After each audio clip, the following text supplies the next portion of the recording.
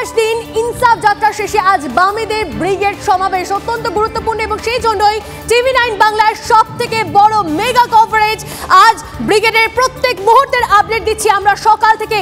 CPM এর যুব সংগঠনের ডাকে ব্রিগেড ঘিরে উন্মাদনা তুঙ্গে, শহরতলি জেলা থেকে ব্রিগেডমুখী বাম কর্মী সমর্থকরা সবটা নিয়ে এই মুহূর্তের ছবিটা আরো একবার আপনাদের সামনে তুলে ধরবো, কারণ TV9 বাংলা মেগা কভারেজ ব্রিগেডের। আমাদের সঙ্গে রয়েছেন আমাদের প্রতিনিধি সুমন, আমাদের সঙ্গে রয়েছেন সুচরিতা, দুজনের সঙ্গে কথা বলবো একে একে। এবং আপনাদেরকে জানিয়ে রাখি, আপনাদেরকে জানিয়ে রাখবো 2008 সালে অর্থাৎ 16 বছর আগে শেষবার ব্রিগেড হয়েছিল DYFI এর নেতৃত্বে। এবার 16 বছর পর যে ব্রিগেড রয়েছে সেই ব্রিগেড নিয়ে কতটা উন্মাদনা রয়েছে সেটাই আরো একবার জানার চেষ্টা করব। সুমন আমাদের সঙ্গে রয়েছেন। সুমন, যারা সমর্থকরা আসছেন তারা কি বলছেন, তাদের কি আশা রয়েছে এই ব্রিগেডের সমাবেশ নিয়ে? লোকসভা ভোটের আগে ডিওয়াইএফআই এর ব্রিগেড, ডিওয়াইএফআই সরাসরি ভোটের রাজনীতিতে না থাকলেও এই ব্রিগেডের সঙ্গে কিন্তু ইনসাফের সম্পর্ক রয়েছে। তার কারণ ইনসাফ যাত্রার পরে এই ব্রিগেড হচ্ছে এবং এই ব্রিগেডেরকে কেন্দ্র করে এখান থেকে রাজনৈতিক বার্তা পাওয়া যাবে, যে বার্তা লোকসভা ভোটের আগে সিপিএম এর পার্টি লাইন, সিপিএম এর বক্তব্য, জনগণকে সিপিএম কি বলতে চায় তা ঠিক করে দেবে। দেখো, বক্তা হিসেবে থাকছেন কিন্তু মীনাক্ষী মুখোপাধ্যায়, যে মীনাক্ষী মুখোপাধ্যায়কে ঘিরে কিন্তু সিপিএম সমর্থকদের মধ্যে ইতিমধ্যেই একটা উন্মাদনা তৈরি হয়েছে। আমরা দেখেছিলাম যে ইনসাফ যাত্রার সময় তিনি যেভাবে বিভিন্ন জেলা ধরে হেঁটে এসেছিলেন এবং প্রত্যেকটি ক্ষেত্রে বামেদের যে দাবি তা তুলে ধরার চেষ্টা করা হয়েছিল, মূলত চাকরির দাবি, কর্মসংস্থানের দাবি, চাকরি প্রার্থীরা রাস্তায় বসেছেন তাদের দাবি এবং আইন শৃঙ্খলা বজায় রাখার দাবি ইত্যাদি ইত্যাদি একাধিক দাবি ছিল, ছাত্রদের দাবি ছিল। দেখো, এখানে ছাত্রদের তরফ থেকেও বক্তব্য রাখার কথা রয়েছে সৃজন ভট্টাচার্যের। তবে ইতিমধ্যেই কিন্তু ব্রিগেডে বাম সমর্থকরা আসতে শুরু করেছেন। হাওড়া, শিয়ালদা, হাওড়া ফেরিঘাট শহরের বিভিন্ন প্রান্ত থেকে মিছিল আসতে শুরু করেছে, যেটা জানা যাচ্ছে বেলা 12টা নাগাদ ব্রিগেডের এই ময়দানে এসে উপস্থিত হবেন মীনাক্ষী মুখোপাধ্যায়। এছাড়াও কিন্তু নেতৃত্বরা থাকবেন এবং এখান থেকে কার্যত লোকসভার বার্তা পাওয়া যাবে। মীনাক্ষী মুখোপাধ্যায় বারবার বলেছেন যে রুজি রুটি যদি, কর্মসংস্থান যদি লোকসভা ভোটের ইস্যু হয়, ডিওয়াইএফআই সেই বার্তা দেবে। দেখো, বামেরা সুমন, ব্যাটন এবার ক্যাপ্টেন মীনাক্ষী মুখোপাধ্যায়ের হাতে, তাও আবার লোকসভা ভোটের একদম আগে। এই অগ্রিম পর্বে আমরা দেখতে পাচ্ছি যে ব্যাটন মীনাক্ষী মুখোপাধ্যায়ের হাতে এবং তাকে সামনে রেখেই, তাকে মুখ করে আজকে ডিওয়াইএফআই এর যারা সমর্থকেরা রয়েছেন তারা কতটা আশাবাদী রয়েছেন, তারা কি বার্তা পেতে চাইছেন, কোন বিষয়গুলো তাদের মূল ফোকাসে রয়েছে? দেখো, সিপিএম ব্যক্তিকেন্দ্রিক কোনো রাজনৈতিক দল নয়, তারা মুখে বিশ্বাস করে না। কিন্তু মীনাক্ষী মুখোপাধ্যায়কে কেন্দ্র করে যে উন্মাদনা তৈরি হয়েছে আমরা দেখেছি, তার কাট আউট বিভিন্ন জায়গায়। ক্যাপ্টেনের ব্রিগেড এই মর্মে কিন্তু ইনস্টাগ্রাম, সোশ্যাল মিডিয়া, টুইটারে ভাইরাল হয়েছে বিষয়পত্র। সেখানে মীনাক্ষী মুখোপাধ্যায়ের বক্তব্য শোনার জন্য একটা অন্যরকমের উন্মাদনা রয়েছে। তবে যে কথা তোমাকে বলছিলাম যে বামেরা এ রাজ্যে কিন্তু বিধানসভা ভোটের নিরিখে শূন্য, তাদের কিন্তু ঘুরে দাঁড়ানো লড়াই লড়তে হবে। আর সেই ঘুরে দাঁড়ানো লড়াইয়ের ক্ষেত্রে ছাত্র এবং যুবরা গুরুত্বপূর্ণ ভূমিকা পালন করেন। এসএফআই, ডিওয়াইএফআই বামেদের অন্যতম দুটো স্ট্রেংথ।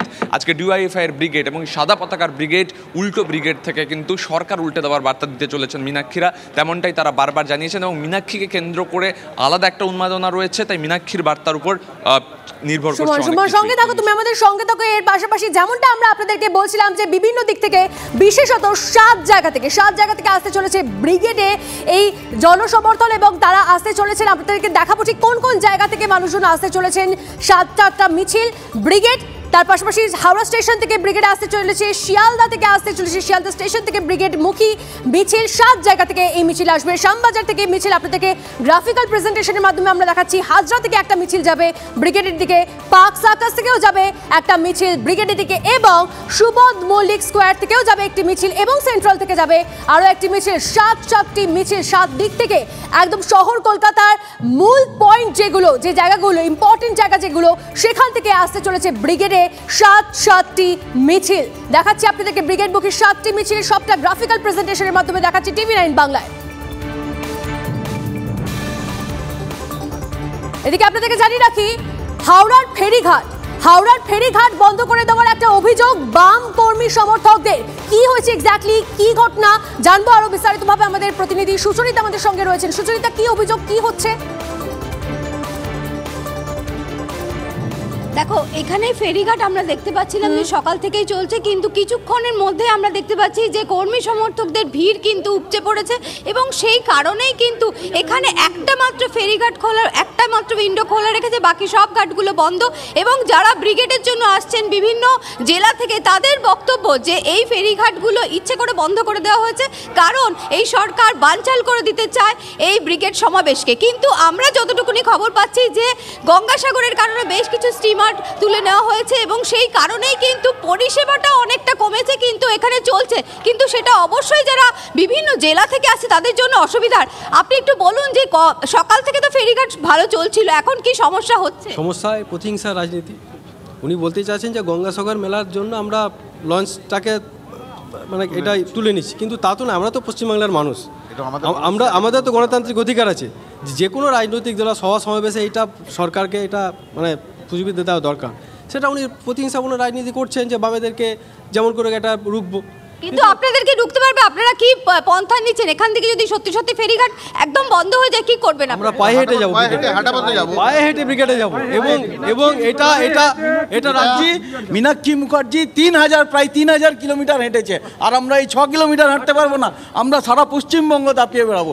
এই চুরি দুর্নীতির বিরুদ্ধে তৃণমূল যেভাবে চুরি করছে আর তার সঙ্গে বিজেপিকে সঙ্গে নিয়ে তারা যেভাবে হচ্ছে দেশটাকে এবং রাজ্যটাকে লুটে খাচ্ছে, তার বিরুদ্ধে আমাদের হচ্ছে লড়াই জারি থাকবে। মীনাক্ষী মুখোপাধ্যায় তিনি মুখ, এবং তাকে ভরসা করেই, তাকে সামনে রেখেই, তাকে ক্যাপ্টেন বানিয়েই সকলে তার আশায় তিনি যে বার্তা দেবেন সেটা শোনার জন্যই আজকে সমাবেশে ভিড় জমাতে চাইছেন, মূলত তেমনটাই জানাচ্ছেন তারা। এর পাশাপাশি আমরা একটু আগে আপনাদেরকে দেখাচ্ছিলাম, আরো একবার দেখাবো, দীপশিতা ধর তিনি শিয়ালদা স্টেশন থেকে রওনা দেওয়ার সময় তিনি কি বললেন ঠিক আমাদের ক্যামেরার সামনাসামনি শোনাবো। মালদা থেকে শুরু করে উত্তরের যতগুলো আমাদের জেলা ছিল বেশিরভাগ চলে এসেছে। কালকে রাত থেকে যে সমস্ত কমরেডরা এসেছেন, এমন অনেক মানুষ এসেছেন যাদের আমরা জায়গা দিতে পারিনি। সুতরাং যে পরিমাণ মানুষ আমরা আশা করেছিলাম তার চেয়ে আরও অনেক বেশি মানুষ আসছেন। শুধুমাত্র আমাদের সংগঠন করেন এমন মানুষ নন, যে মানুষ পরিযায়ী শ্রমিক, যে মানুষ তার গ্রামে কাজ পাচ্ছেন না, যে মানুষ মাথা উঁচু করে এই শাসনের বিরুদ্ধে, এই সরকারের বিরুদ্ধে কথা বলতে চান, সেই সমস্ত মানুষের ঢল আজকে ব্রিগেডমুখী। যৌবনের বার্তা আমরা দেব, আগামীর বার্তা আমরা দেব। আসলে সংখ্যা দিয়ে তো সবকিছুর বিচার হয় না, এটা ঐতিহ্যের উত্তরাধিকার। যে ঐতিহ্য আমাদের মাথা উঁচু করে বাঁচা শিখিয়েছিল, যে ঐতিহ্য আমাদের শিখিয়েছিল, স্বপ্ন দেখিয়েছিল যে বাংলার ছেলেমেয়েরা পশ্চিমবঙ্গের বুকেই কাজ পাবে, এটা সেই স্বপ্নের উত্তরাধিকার। যে স্বপ্ন বুদ্ধ ভট্টাচার্য দেখিয়ে গেছেন, সেই স্বপ্নই মীনাক্ষীদি, ধ্রুবদা, কলতান্তাদের হাত ধরে আমরা আমাদের প্রজন্ম আবার নতুন করে দেখব।